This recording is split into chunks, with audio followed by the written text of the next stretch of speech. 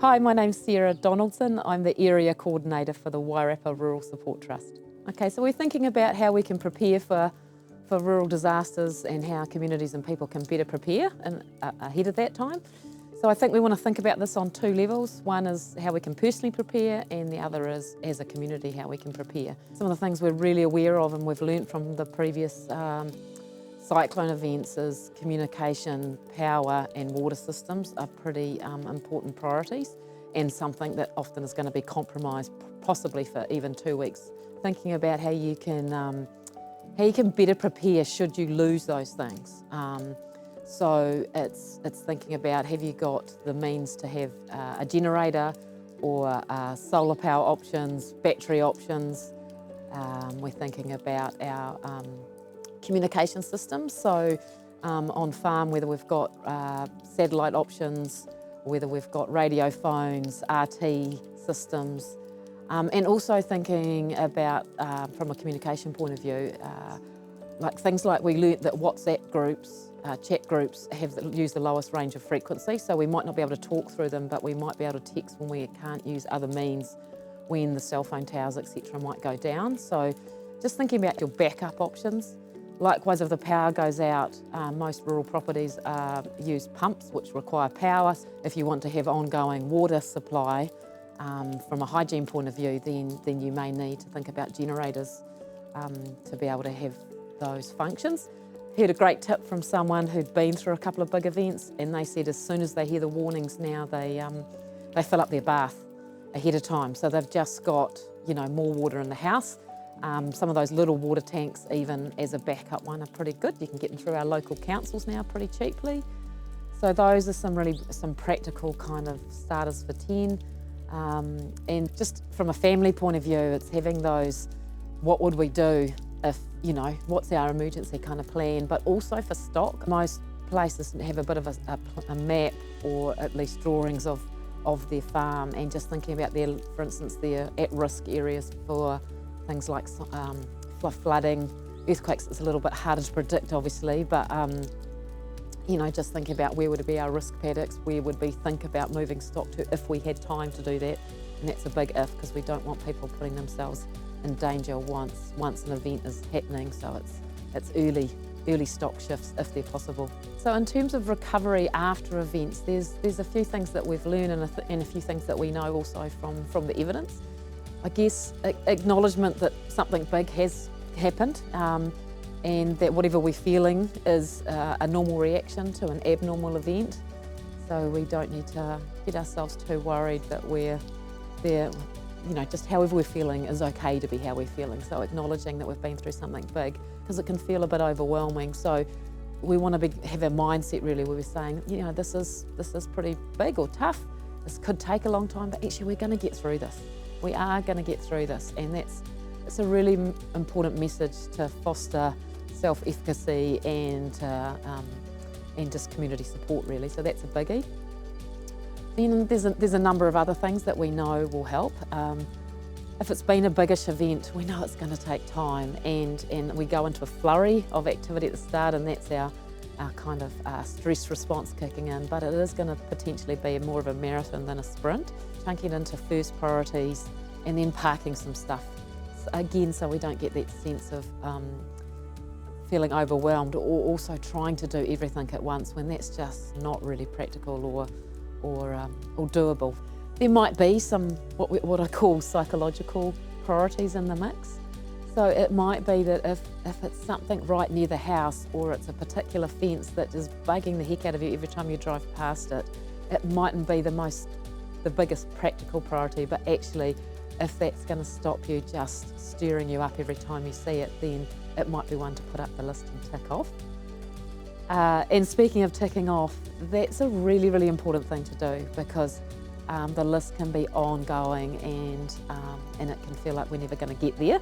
So it's really, really important to notice and to tick off and to kind of celebrate when you're achieving things. To give that sense of we're getting somewhere. We can't kind of maintain a really hectic pace on an ongoing basis. So thinking of performance over time, it's a bit like sport. We want to be pacing ourselves and we actually need some respite from doing recovery all of the time. So we need breaks in order to keep performing well, and also to keep performing and making good decisions. So it's really important we step out of that space, whether we're repairing a house, whether we're cleaning up silt, whether we're repairing fences. You need to take some time out for that pretty regularly in order to charge the batteries so you can keep going. And probably most important of all, connection. So connection is our biggest protective factor when we're faced with adversity. The sooner we can connect with the people that are meaningful in our lives at a personal level, but also communities kind of coming together so that we're not getting that sense of isolation, we're not doing it alone, is probably the most important thing. And so we want to keep maintaining those connections over time and not get bogged down in our own little corner, just trudging away, doing that ongoing recovery. And that's also on a daily basis. So we want to have routines really that switch us off at night, where we draw a line in the sand and we go, right, we're not doing more, we are going to have family time, or we are going to catch up with friends, or we're just going to blob out and have some kai and just have some downtime before we go again. So that's really, really key. There's a little bit of a motto, which is leisure and pleasure are the antidote to stress. So essentially our body's responding to this ongoing threat of recovery that we need to keep kind of moving through, but we need leisure and pleasure to instigate that calming response in our body and help it to have restorative energy to keep going through recovery. So that's another key aspect. So what we find is our communities are amazing following an event, and there's that sense of coming together to help, which is a great protective factor, but often there's a flurry around at the beginning, and sometimes that's not always practical for when people actually need the help. But I guess the message I'd give is accept those offers of help as you need them. So, and that may actually be saying to someone, I really, really appreciate your offer. Can I take a rain check? But I'd love to come back to you when that's going to really work. And do come back to them, because I know it's really hard where, rural people are really stoic and they're really independent, autonomous, and they're amazing like that. But equally, it's going to be a big job often. So we want to kind of accept that practical help when it's there. And the thing is, what goes around comes around. So, there'll be another opportunity in the future where those people who step up for you, you can step back up for them when you're in a position to do so. So accept those offers. And the other thing is, often we have expectations about how things should be done, how they should look, what a job should look like. And that's kind of our ideal. And when we don't have other things on, we can do it that way. But when it's in a recovery phase, often we have to lower our expectations to just make do, at least for a phase. We can come back for a higher standard later, but I think lowering our standards, and as one farmer says, you've just got to roll with it, really, and be practical about what you can do with the resources you've got at that time. We have to put up substandard fencing just to get it stock proof, and then we come back and we put in a better fence when time and finances allow. So that's okay, just lower with it. That's just being practical. So there's a range of resources, I guess, in that really that initial phase where we're kind of right in the thick of it, and then when we're in the recovery phase. So obviously in that first instance, we're wanting to kind of tune into our local councils and emergency management teams that are operating, because they are going to have that up-to-date information and be coordinating the whole community response. And then there'll be services like ourselves, Rural Support Trust, that join in that response. So we're obviously a key lead agency for rural communities on the ground that will be connecting and helping them to tap into other resources. So we often help navigate through to other services. Then there are people like the MPI on-farm recovery coordinators as well that are out and about. After the cyclones, they were able to help. Here in Wairarapa, they were able to help people tap into the MPI grants that were available and help with the applications and things like that, and let them know. They're also a source of information going back to central government about what's happening. Then we have our welfare managers that sit within our emergency management teams, and they look at the overall welfare of our community. So again, RST, we link back in with them, but also there's opportunities for communities themselves to be connecting with the welfare manager at the Emergency Management and Council level. In terms of resources for people to kind of go to themselves, a really great resource is through FarmStrong. So FarmStrong's a social wellbeing program that has resources available for farmers and growers and their families. After the cyclones, they produced a resource, which I have here. It's called the Getting Through book. And so what's great about this book is it has stories from people who've been there, done that, and how they managed, what they did to kind of cope from a practical and from a wellbeing point of view as well. So great shared stories, but also tips and tricks from expert in the field. And also at the back there's a toolkit of kind of strategies that help people manage when they've been faced with a big event and they're in recovery.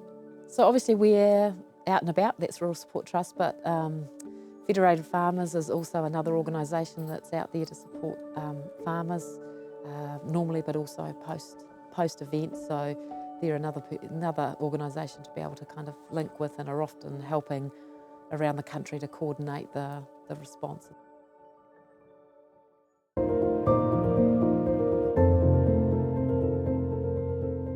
My name's Damien Ducey. I'm a Senior Constable at Marston Police. I'm part of the community rural team. Our advice to local rural communities is that in the event of a major event like a big earthquake, that roadways, water pipes, power lines, communication networks will all be down. So the emergency services such as police will be dealing with the most urgent matters first. That means that people need, especially in rural communities, need to be ready to look after themselves initially, and that their best source of help is going to be those that live near them, and that will be in the immediate aftermath and ongoing support with each other. The Marston District Council have an information program called Get Ready that works in conjunction with Civil Defence. Their program gives information to people about how to be prepared and what they'll need in the case of an emergency. It's important to be self-sufficient in that immediate aftermath, to have the resources you need to keep yourself and your family safe before things like civil defence are fully enacted. The National Emergency Management Agency, Civil Defence, have a number of emergency centres in the Wairarapa. Locally we have the Wellington Emergency Management Agency. They have a number of community emergency hubs in rural Wairarapa. They were stood up during the emergency with Cyclone Gabrielle. Cyclone Gabrielle and Cyclone Hale both greatly affected our rural communities. Some of the damage caused by the flooding can still be seen, and some of our local rural families are still dealing with the impact from that. Some district councils are also still trying to repair roads that were damaged during those cyclones. The Wairarapa rural community is supported by the Wairarapa Rural Trust. The trust motto is rural people supporting rural people. The trust can be accessed via its website. The Rural Support Trust is very active in the Wairarapa, and the Wairarapa Police work closely with them on a number of projects. Finally, police would encourage rural communities to tap into the resources provided by Get Ready and the Rural Trust so that they do have a plan and they are ready.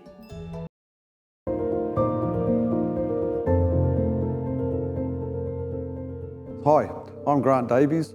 I'm a member of the Wellington Community Risk Team based here in Marston Fire Station. While we've talked a lot about being prepared for events, and people are getting really good at that, I'd like to take this time to talk to you about being fire safe after an event. We've found with a lot of natural events that have happened, like Cyclone Gabrielle, people did have barbecues, they had gas heaters and generators, but they tended to start using them indoors, mainly because of the weather and other factors, without knowing the risk of carbon monoxide poisoning.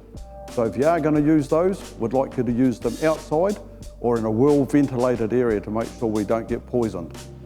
The other thing we found is people moved or through damage, they didn't have smoke alarms.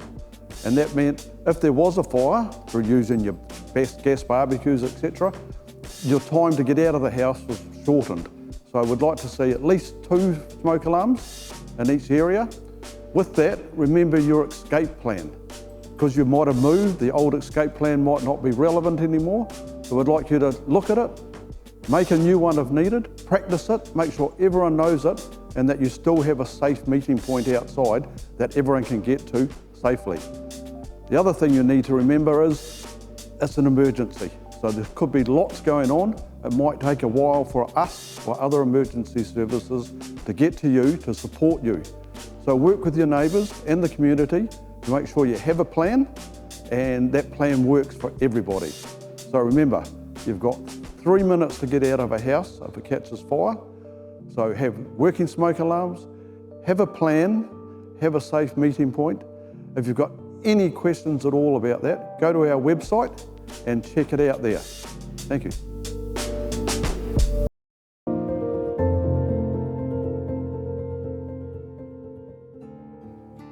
Hi, my name is Mel and I work as a Community Resilience and Recovery Advisor for the Wellington Region Emergency Management Office, or REMO as we're commonly referred to. So my colleague Jane Mills and I both live and work in and across the Wairarapa, and I've been asked to talk today about how communities can prepare their rural properties and families for disasters. So I thought I could touch on 3 points. Firstly, knowing and understanding your hazards. Secondly, making a plan. And thirdly, the importance of connection. So firstly, understanding your risks or hazards is a really important part of being prepared. In the Wairarapa, we commonly hear about drought, flooding and severe weather, but there are other hazards or events that can happen.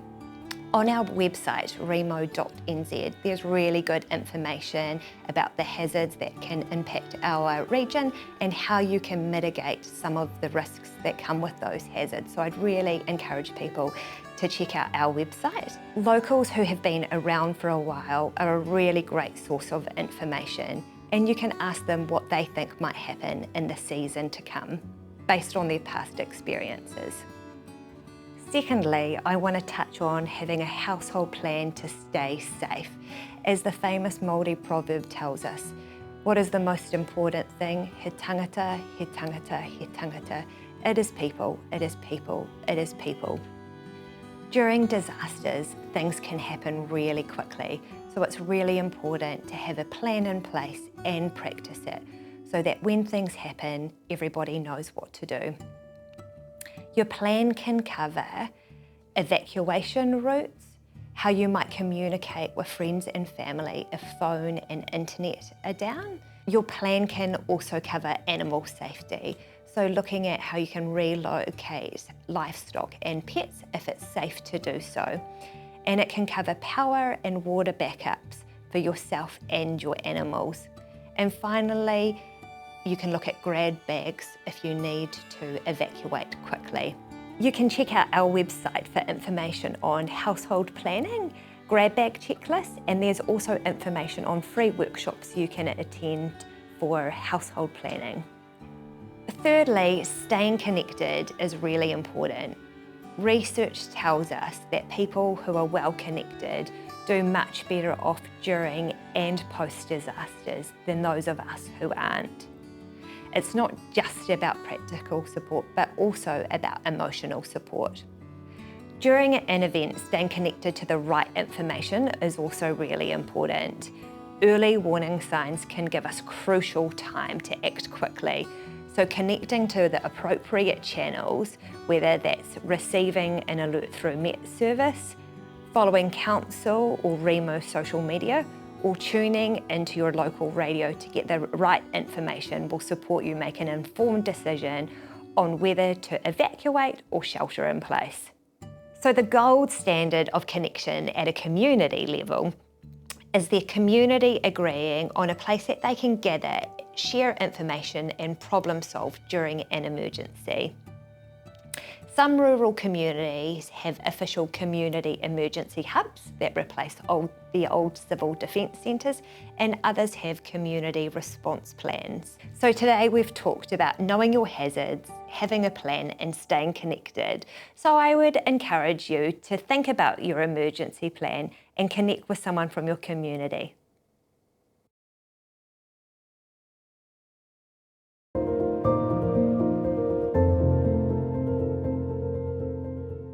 Hi, I'm Cheryl Watson, Wairarapa Community Liaison for Wellington Free Ambulance.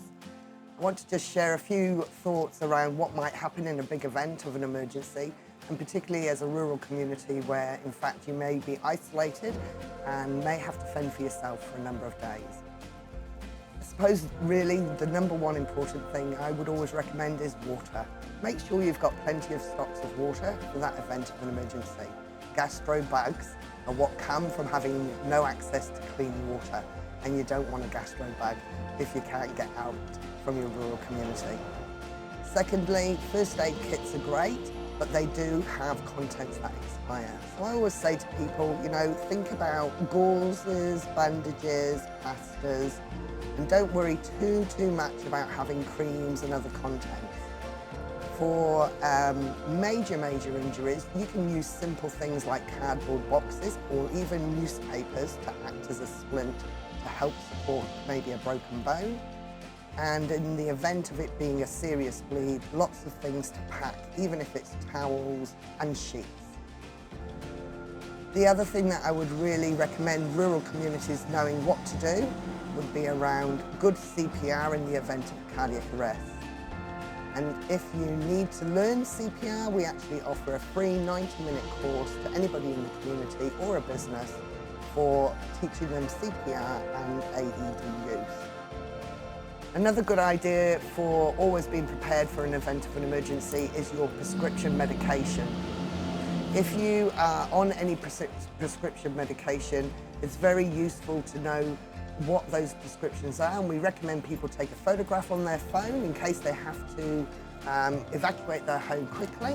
The other thing is don't leave it too late to renew prescriptions. Always have a reasonable supply of your medication available.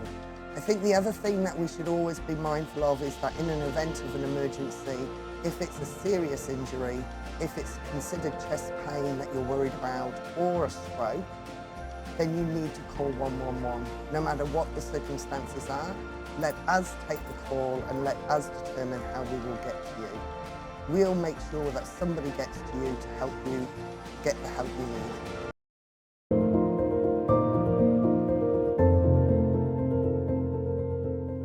Hi, I'm Greg Lloyd. I'm a barrister based in Greytown in the Wairarapa.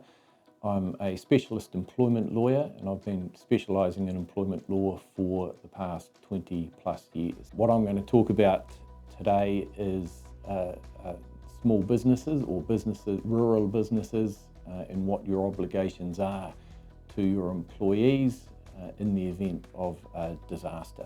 No matter where we live in Aotearoa, New Zealand, natural disasters are an ever-present danger. In recent years, we've seen communities and people devastated by earthquakes, volcanic eruptions, and of course, a global pandemic. And we know that disasters affect every part of our lives, and that's especially true when it comes to employment. And understanding and preparing for natural disasters in the employment context is going to be critically important. It's important to remember that your employees are part of our community as well, so the wages they earn are important to them and help them function within our local communities. And it is also important to remember that your employment obligations don't automatically end when a natural disaster strikes. In fact, I would argue that they are probably even more important that you comply with and ensure your employment obligations are met in the event of a disaster. And the best way to do that is to be prepared. I'm not going to tell you exactly what to do, but what I want to do is just give you an overview of the sorts of things that you'll need to turn your mind to before a disaster strikes, so you are ready when it does hit. You don't want to be scrambling around looking for the information and trying to understand what your rights and obligations are after the event. You want to know what they are before it strikes. So the best way to be prepared as an employer for a natural disaster is to ensure that you have all of the necessary policies and all of your employment agreements up to date and ready to deal with a disaster if and when it hits. It is important to remember that those policies that you develop will form part of your employees' terms and conditions of employment. So it is critically important that your employees are involved in developing them, understand them, and know that they exist. And you'd be surprised how many employers have policies that affect their employees, but their employees don't even know about them. If that is the case, then those policies will be unenforceable and won't really be worth the paper they're written on. So it's important that your employees know about these policies and understand what they are and what the implications of them are for your employees. Every business is unique, and so your policies need to be tailored to suit your circumstances. Also, you can't predict everything that's going to happen, so your policies need to be flexible enough to adapt and to apply in whatever circumstances arise or whatever the consequences are of a natural disaster. And the sorts of things that you'll need to consider are things like what happens if it's not possible for my employees to work for a period of time after a disaster strikes. Do I have to keep paying them?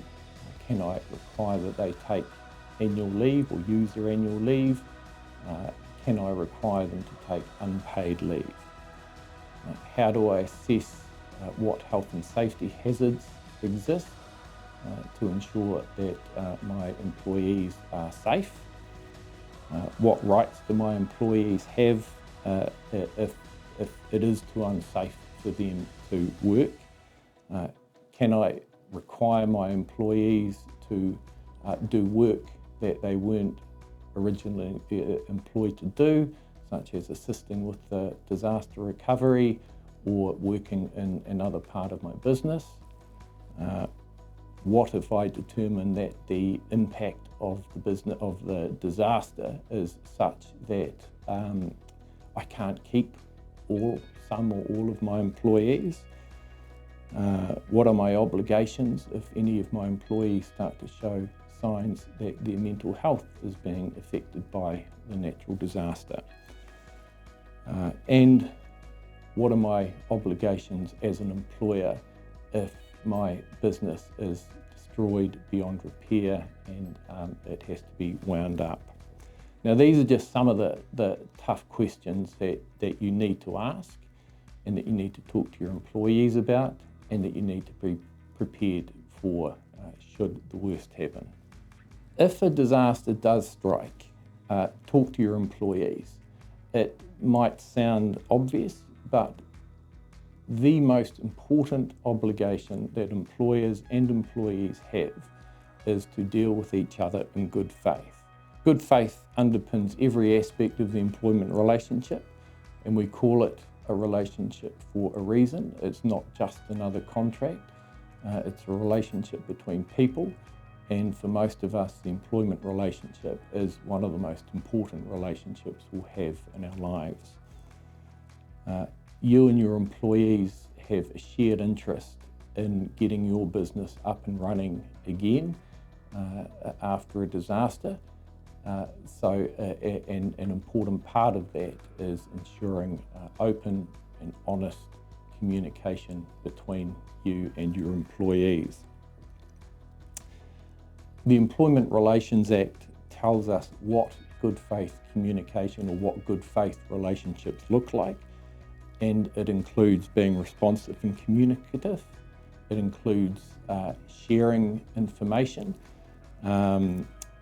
especially if that information might affect your employees' ongoing employment.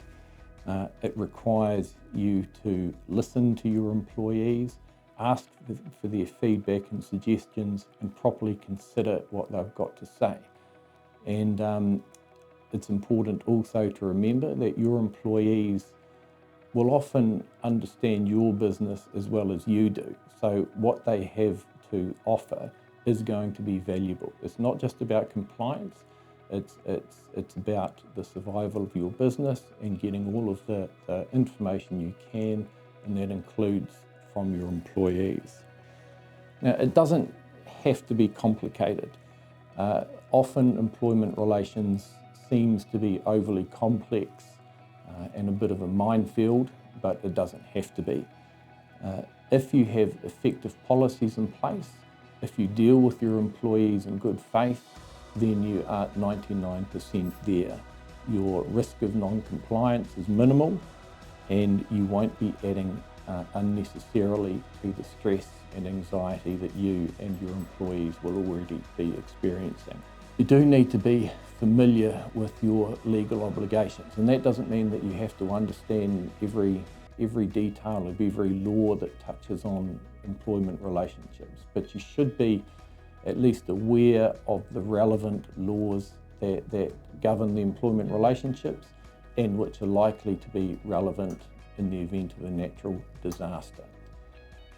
So you should at least understand what the purpose of those laws are. And some of the key ones include the Employment Relations Act, the Holidays Act, the Health and Safety at Work Act, the Minimum Wage Act, the Wages Protection Act, the Privacy Act, and the Accident Compensation Act. Some of the government agencies include the Ministry of Business, Innovation and Employment, WorkSafe, Employment New Zealand, Business New Zealand, Work and Income, Ministry of Health, Ministry of Civil Defence, Fire and Emergency. And some of the important non-governmental organisations that can provide support, information and assistance include Community Law Centres, Citizens Advice Bureau, Rural Community Network, Heartland Services, Mental Health Support Services, industry bodies and trade unions. So the final point I want to make is that you might want to think about undertaking an audit of your existing policies and employment agreements.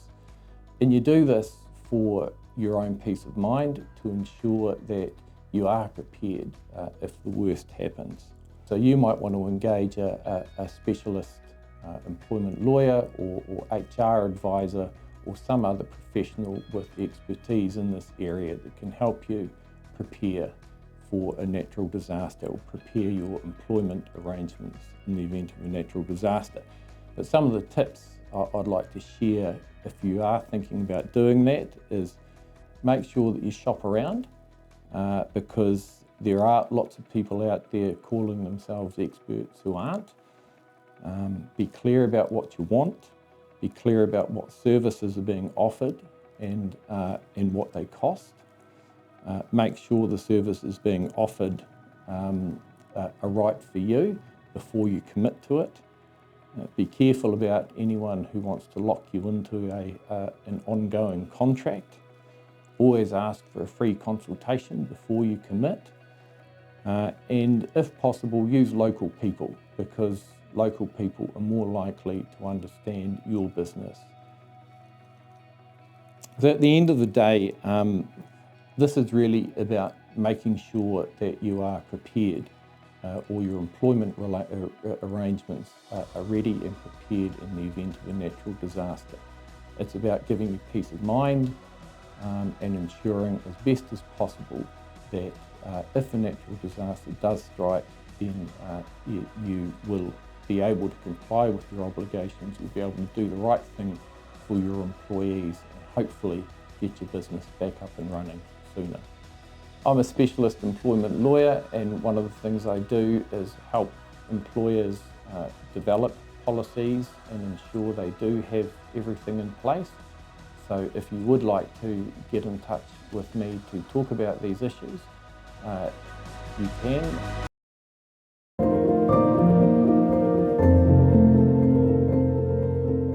Kia ora tātou, ko Sandra Bills toku ingoa. I am the Neighbourhood Support Coordinator for the Carterton District, and that includes both the rural areas and the urban areas of Carterton.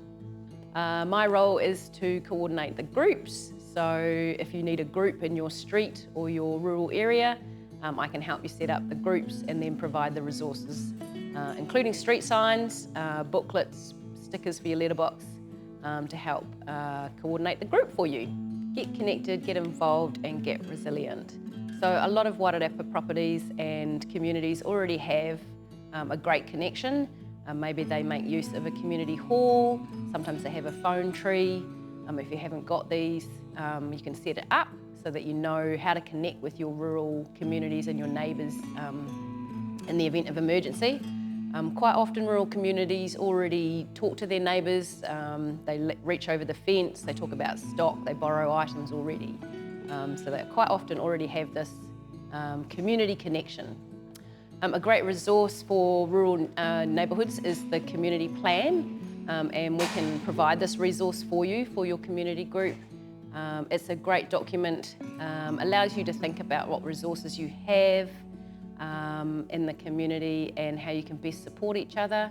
If there's anybody that needs special help in case of an emergency for health reasons or disability reasons, you can note this down as well. Has the list of phone numbers and addresses on it, and it's a great document to help pull together the resources in your community. You can register your rural group once you've got it set up with neighbourhood support. So contact me as the Carterton Neighbourhood Support Coordinator and I can supply the resources for you. We've got letterbox stickers, we've got rural street signs which help designate the group and make that presence known to any burglars or anybody entering the area. Check on the Neighbourhood Support New Zealand website. This has a list of all the neighbourhood support coordinators in New Zealand, and it will let you know the contact details for your local neighbourhood support coordinator. Once your group is set up, we send out newsletters every week. These are by email, so this is sent to the leader in the phone tree, who then can disseminate it to the rest of the group. One newsletter is a general what's on, how to get involved, what's going on in your community, any messages from the council and consultation processes that you might want to join in on. The other email newsletter is the Community Partnership Report, which comes directly from New Zealand Police. So that has stats on burglaries, stolen cars, what's going on in the district, and can help you protect those items. So maybe if there's a run on everyone stealing trailers, you might want to go out quickly and lock up your trailer. So good information, and people find this really useful.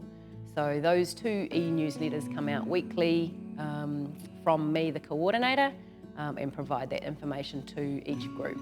Also in those e-newsletters are helpful hints on how to get prepared for emergencies, how to set up examples like the grab bag, what to have at home in case there's an emergency, and security as well, so how to better protect your property.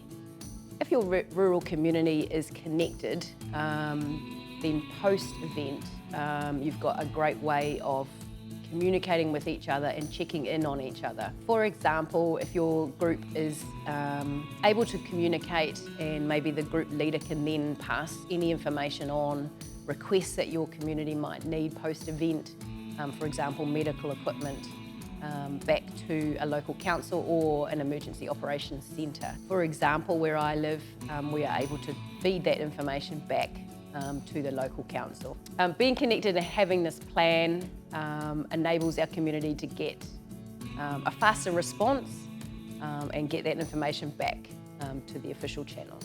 Resilient communities stay well connected, look after each other and share resources and skills, and are so better able to react and respond to any emergencies that may arise. Neighbourhood Support also has a rural safety brochure. So this is a great resource as well, has information on safety and security for rural properties and was written with support of the New Zealand Police. So for Neighbourhood Support, we have 3 ways to connect with your neighbours. Help keep your community safe by looking out for your neighbours. If something doesn't look right, maybe check in with them and see if there's any issues. Reach out. If you know your neighbours, that's another great way of being resilient and connecting through the community.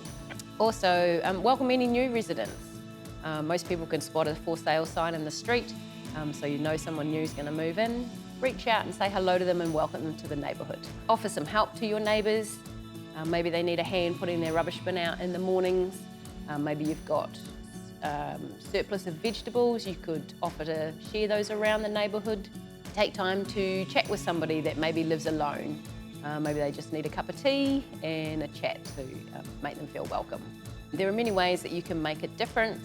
Neighbours that know each other are more likely to lend a hand, offer support and reach out in times of need. Let's make Aotearoa a stronger place to live. Thank you.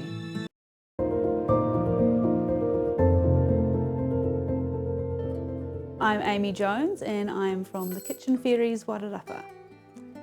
And we are a community group of volunteers who put together care packages for people in our rural community when they're in need.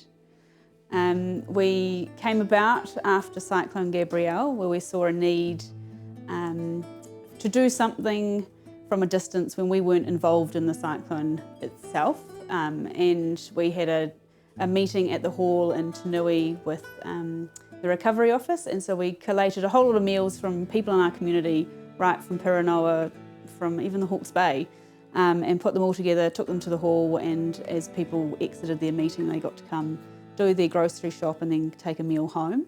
I think we gave out 900 meals that day, and what really resonated with us was people just loved a home-cooked meal because they hadn't had a home-cooked meal for probably over a week. Some hadn't had no power. So we took away from that there's a real need to keep rural communities connected because it's so isolating. And when you're unwell or you've been through an adverse event like a cyclone, you probably don't tend to look after yourself. You're busy doing everything else, and the last thing you want to do is come in and think about what to cook for dinner. So when friends and things said, well, what can we do to help? We then thought, right, let's make care packages and take them to people like that in need. And so it's organically transitioned into care packages that we deliver every week out to families from Castle Point through to Homewood, which has been really rewarding. To deliver some of our care packages, we've had a really great relationship with Rural Support Trust. So they visit a lot of people in really tough situations, and so for us to add on to their services by giving a care packages, it really just gives another layer of wraparound support to these people that they're visiting. Anybody who lives rurally and needs a little bit of extra, they can come to us. I think what we've learned along this journey with the Kitchen Fairies and meeting lots of different people is that living rurally is quite isolating, and so something that we think is really important is getting to know your neighbours and checking in on them, or go and have a cup of coffee with them. And if you do this regularly, you will notice changes in people, and that's when you can reach out and say, hey, I think these guys might need a little bit of extra support at the moment, or if you don't have time to actually invite them for dinner or cook a meal for them, then that's when you could reach out to us and ask for us to drop a care package off. Also, if you get to know them, you know, are they a family with children, or are they gluten-free or vegetarian? And then we can really tailor our packages, which just gives extra when they receive it and they go, oh, this is so thoughtful and like purposely made for me, and I can eat it, it's delicious, you know? So that's part of what we love doing too. So if anyone does want to reach out to us and wants to nominate someone for a care package, we have a Facebook page that we use, and we also have an email address, but we primarily communicate through Messenger on our Facebook page. People can confidentially ask us for care packages. We don't need to know everybody's circumstances. We will happily just put a package together and get it to them. At the moment, everything is funded purely by some grants that we've been given, and so we're often looking for opportunities to reduce the cost in the way we produce our packages. So we love when people donate us extra fresh fruit from their trees, or vegetables from their garden and things like that. And also people have offered to sponsor a meal for somebody else, which is fantastic. You know, you could buy a meal and it means that another family gets one next week. This year we're hoping to develop a commercial kitchen in Tanui. So we'd like to move from my kitchen and my other fairies' kitchens and have a premises that we set up a bit more permanently and have volunteers come in once or twice a month and bulk make some meals for care packages. So watch the space on our Facebook page. We'll be looking out for people to sponsor appliances or put their name on a list to come and actually be in the kitchen with us or deliver meals. Each care package roughly contains 3 meals and then baking as well. So it's quite time heavy to make a meal. So you probably spend a whole day in the kitchen making a nice package for somebody. So we have at the moment probably about 4 fairies that are regulars that help out. Then we'll call upon them and say, right, can we all just make 10 lasagnas this week? We'll buy everything in bulk and just have a day, often 2 or 3 of us in the kitchen here doing it all together. Once we get a bigger space, we'll be able to do that on a larger scale much more efficiently, which will be better than we try and keep 1 small freezer of meals ready at all times. So we've got 2 or 3 care packages we could just put together. If someone from rural support messages at 8 a.m, I can get a meal care package done and out the door by 9. We're always looking for some volunteers. So we've had heaps of wonderful people come through our doors over the last 24 months. And it's just probably now looking to get a few regulars that have got 4 or 5 hours a week really that they could commit to. If you're interested in helping us out and you live out in our rural community, we'd love to hear from you.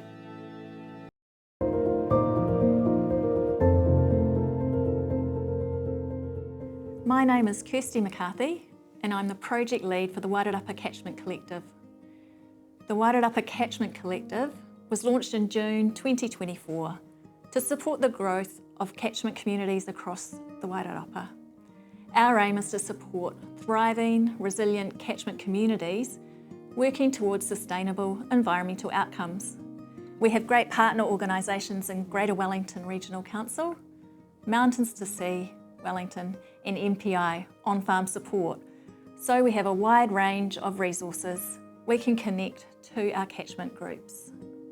A catchment community is a group of people who identify with a geographical area, usually based on a river or lake catchment, working together to take actions towards a common vision. Some of our groups enjoy getting together over a planting project and barbecue, while other groups are working on landscape scale multi-year projects. My name is John Hart and I'm the Partnership Lead for Wairarapa Catchment Collective.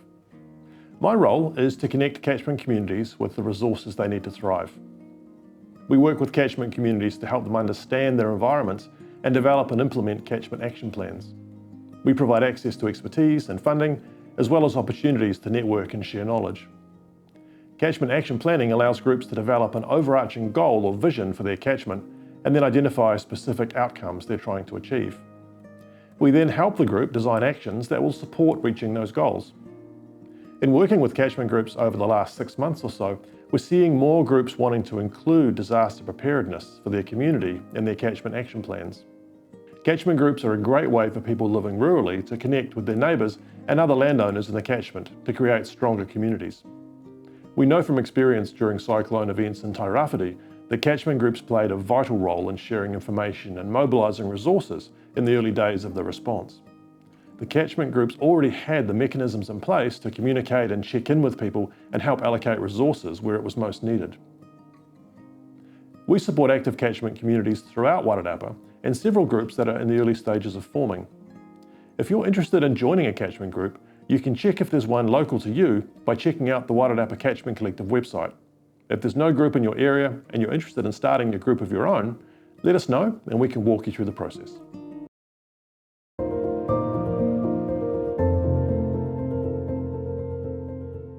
Hi, I'm Nikki. I work at the vet clinic Wairarapa. I'm a large animal technician and I'm also a lifestyle block owner. Hi, I'm Sarah. I'm a rural veterinarian and a sheep expert from the vet clinic Wairarapa. So I'm on your lifestyle block talking to you about the health of your animals. Have you got a plan what to do if there's a emergency, a flood or a forest fire or a long drought?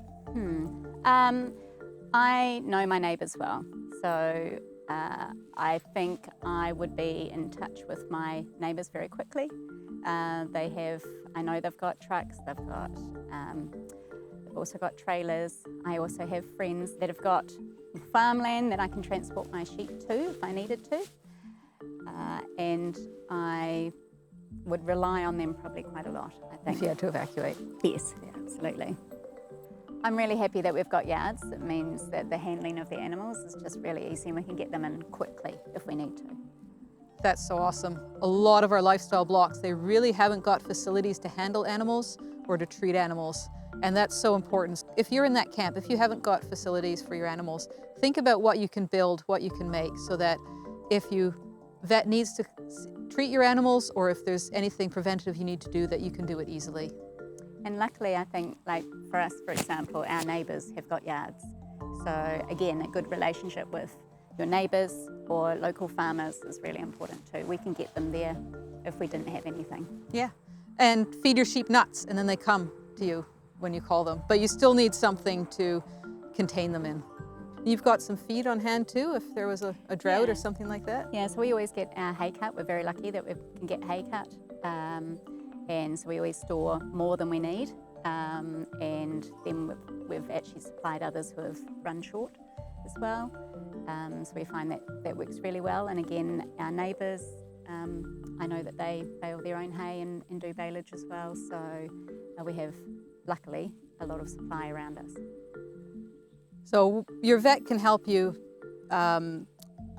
teach you how to make sure you know how to tell if your animals have enough food, how to tell if they're in good body condition, your sheep are not starving, how they can tell whether there's enough grass around. And it's good to know all that sort of thing before you need to. Yeah. Are there some things that you could do to kind of help? Like, what are some of the things that I need to possibly have on hand for an emergency? Nikki's got her emergency kit with some treatments that she needs, antibiotic spray. If you want to get antibiotics from your vet, you have to have a relationship with your vet. They have to have been on your farm recently. So you really need to have all that in advance. And starting with healthy stock is really important for surviving if anything goes wrong. So making sure that they're vaccinated, that you're up to date with their shearing, hoof trimming, any other preventative health care they need. Have you got any comments about any of the feed? I know I've got hay and baleage and things, but how to know when I should supplement feed if they're in an emergency and things, what feed would be best for nutrition?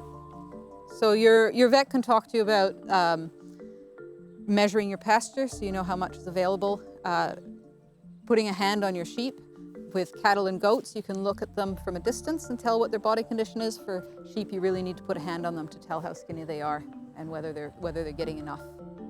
Animal health plans for lifestyle blocks are a big part of what we do. Brianna's going to talk about the animal health plans for lifestyle blocks.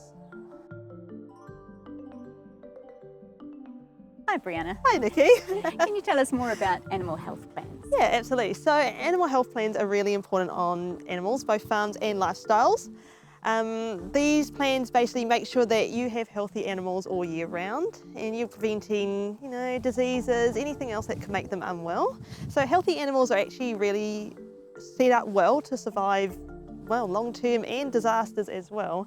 So we'll cover in health plans things like vaccinations, any care like feet trimming or shearing for sheep, drenching, fly and lice treatments, so everything that makes them have a good quality of life during the year.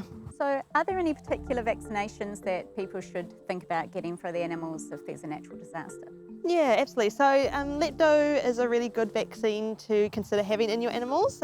This is something that tends to become more frequently found on farms and lifestyle blocks when there's been flooding events. So having your animals vaccinated in advance for this actually means that you're more likely to prevent them getting leptospirosis, and then as a subsequent yourself also are more protected from getting it during a flood event.